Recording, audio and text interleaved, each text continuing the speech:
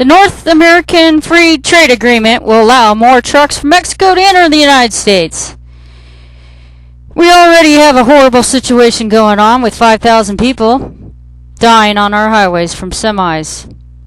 The American Trucking Association, the industry's largest trade organization, proposes letting truckers stay on duty 14 hours, all of which could be driving time followed by a 10-hour break.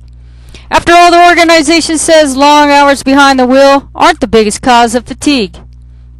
The industry points to research it helped conduct, including a 4.5 million government study in 1996. The driver fatigue and alertness study found that fatigue was influenced more by the time of day, not the total hours driven. Safety advocates say the study was self-serving for the industry. Taxpayer money went to the ATA, the American Trucking Association, to show us that longer driving hours don't make you tired.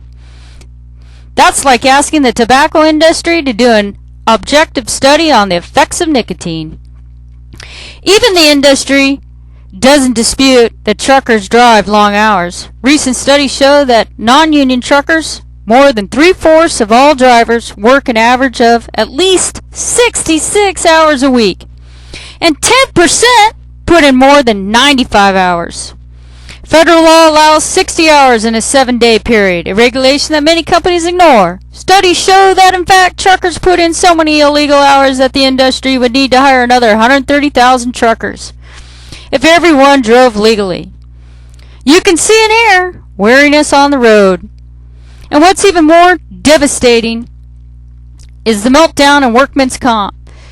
An employer pays an employee $100, and out of that $100, $5.23 goes to the Workman Comp Fund, and $9 to the Social Security Fund.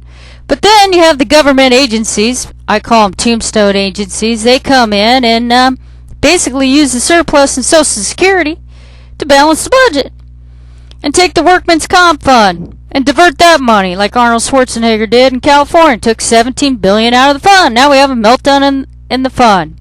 And now injured workers are sent to the tiger pit.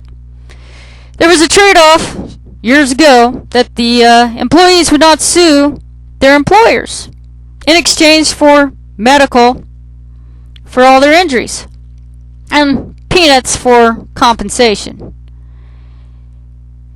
So drive safe on the highway and do what you can to help us stop the North American Trade Agreement.